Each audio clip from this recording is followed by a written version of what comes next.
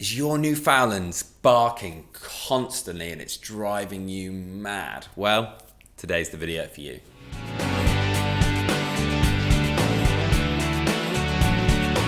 Welcome back to the Fenrir Newfoundland Show. My name's Joe and I'm a certified canine leader here at FenrirCanineLeaders.com.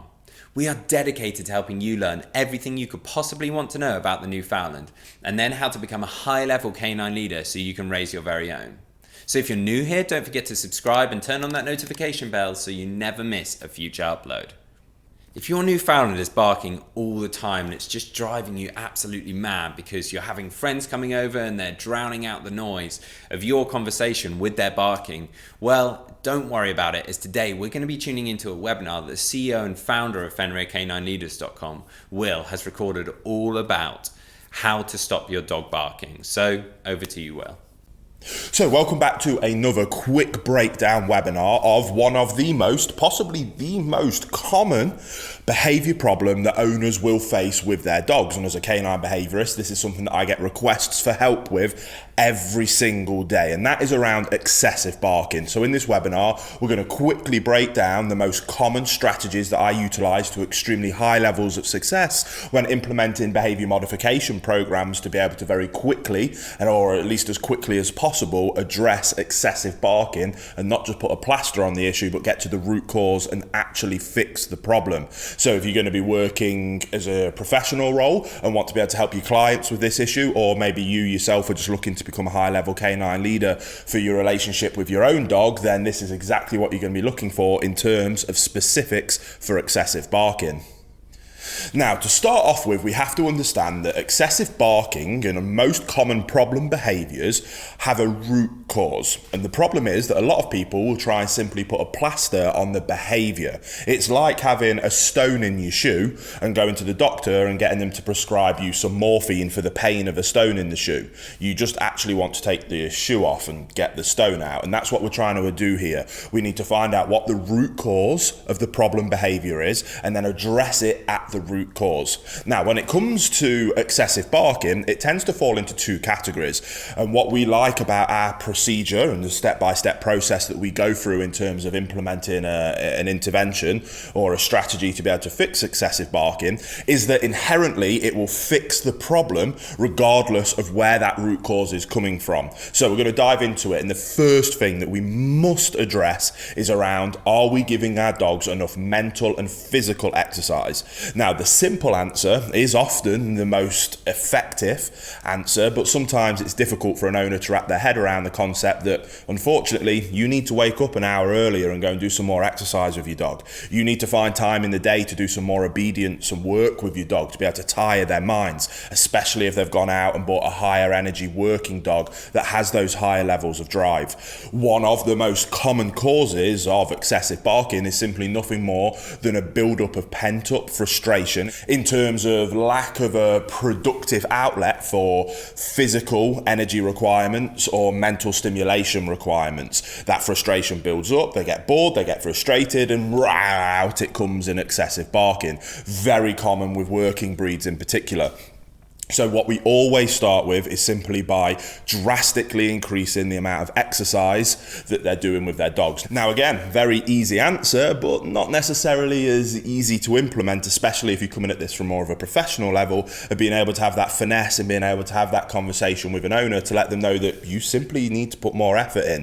It's nothing to do with the dog's not broken, and there's nothing that we can come in and do as an easy fix for you to fix this problem. You just need to put more effort in. So again, we need to go through that process gently, help the owner to see that for themselves and to understand it more from a why perspective, which then informs the what we need to do much more easily. So always start with simply adding in more physical, more mental stimulation, and you might have solved the problem straight away.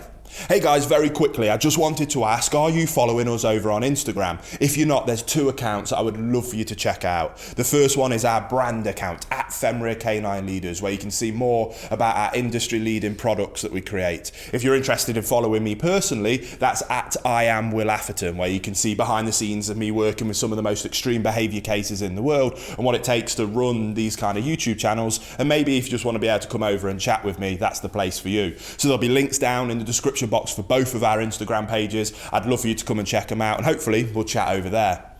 Now, if that doesn't solve the problem, and when it comes to excessive barking, it then will fall into one category. If we know that our dogs are getting enough mental and physical exercise every single day, and they're still displaying excessive barking tendencies, it is either a learnt behaviour, and the dog has learnt that through displaying this behaviour, it gets them the desired outcome.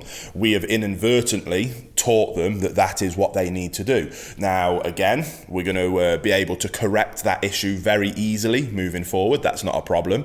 The other one is simply we might be more of a breed-related issue, and it's something that the dog does naturally. Looking at certain shepherd breeds, for example, or guardian breeds, it's very innate for them to want to bark a lot.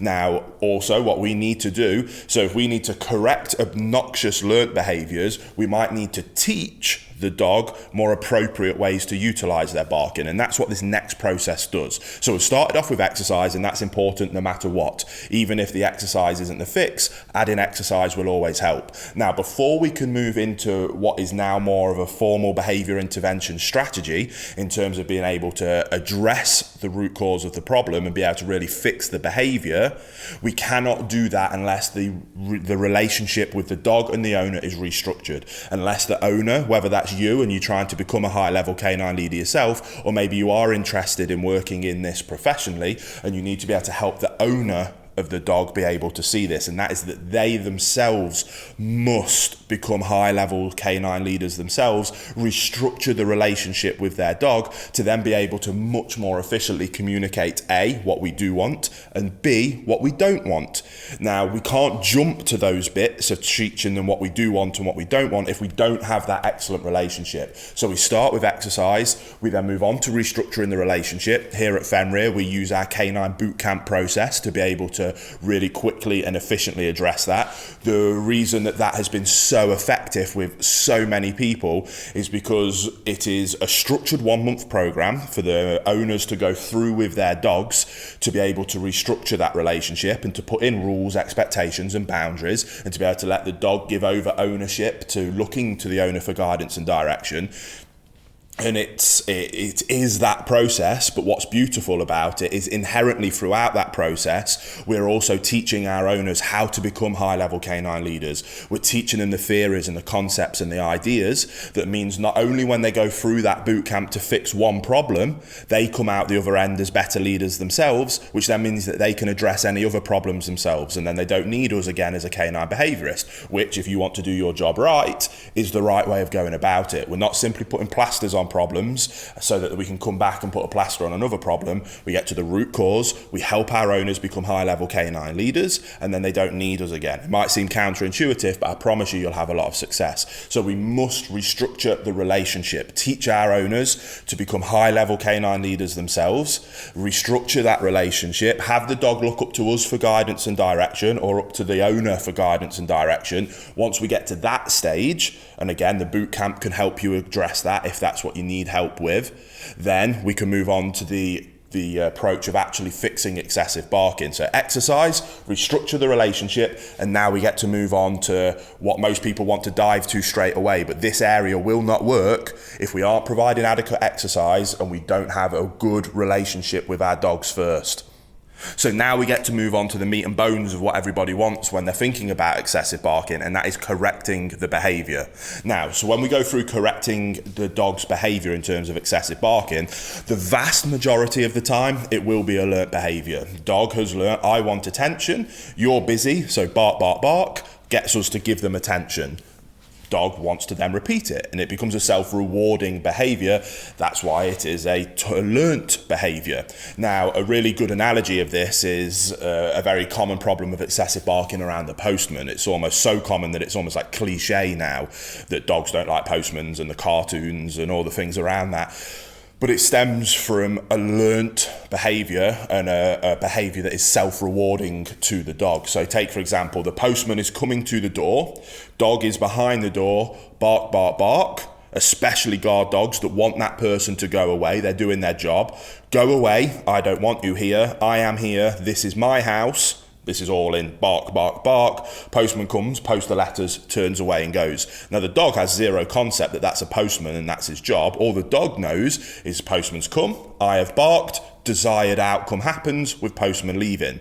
Next time Postman comes, they repeat that behaviour and it gets the desired outcome again, and then it becomes a self-taught behaviour and a self-rewarding behaviour, and that will just get more and more excessive as time goes on, and then obviously it spills out into other areas. It's very common, and being able to kind of unpick that does require a little bit of finesse. That's not necessarily what we're talking about here. We're talking about more generic excessive barking, but you need to understand the concept that it will most likely come from a place of it being a learnt behaviour where we have either accidentally ourselves taught them that that's acceptable, or we've inadvertently allowed that to be the case.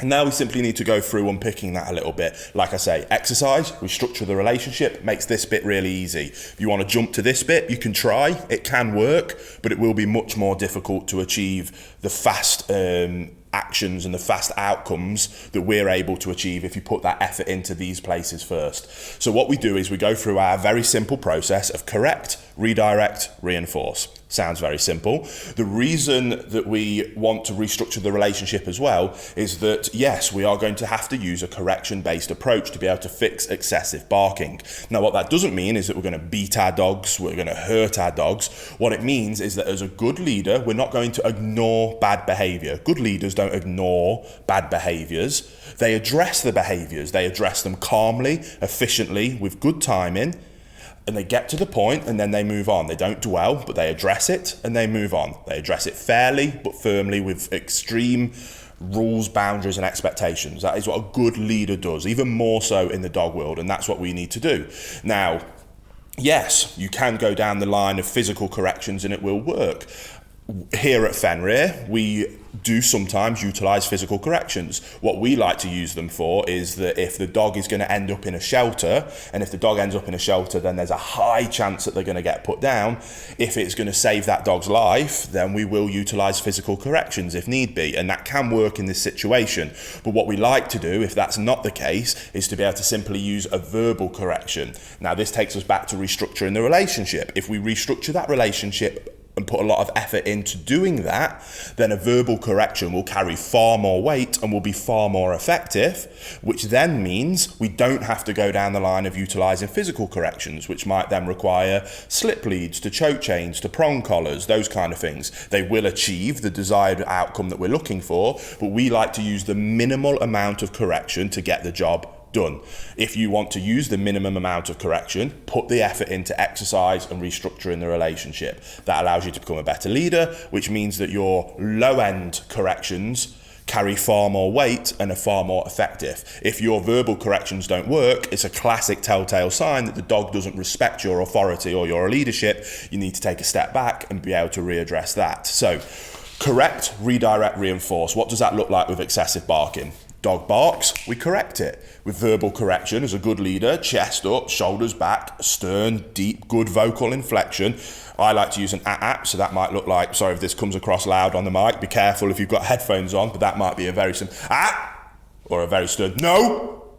The second that barking is about to go no, again, we make it very clear what you're doing is not acceptable. Now, if that doesn't work, and we've got a case where I am going to send this dog to a shelter if I can't fix this right now, I've been in that place many times of helping people in that exact situation, then I might utilise a tool like a prong collar, and that vocal inflection, it might be an no and a snap on the prong collar to really be able to help them. Again, I know a lot of the positive only people don't like that principle, but I specialise in what we call death row cases, where this dog is going to get put down if we do not address this right now. So utilising a tool like that can very much save that dog's life, and it does work. Now, again, I don't want you to be lazy and jump straight to that by skipping the exercise and the restructuring of the relationship. Do that thing first, and then hopefully your vocal inflection and verbal correction will work fine. So you've corrected the behaviour. The second the barking goes, time in instantly. Then what we need to do is we can't just tell them off and then not tell them what it is that we do want from them. It's yin and yang. That's why we call it balanced training. We need to let them know what we do want, and we need to let them know what we don't want. So we've utilised our correction to let them know what we don't want. Now I want you to go into a sit, stay and wait. Quiet, calm, good manners.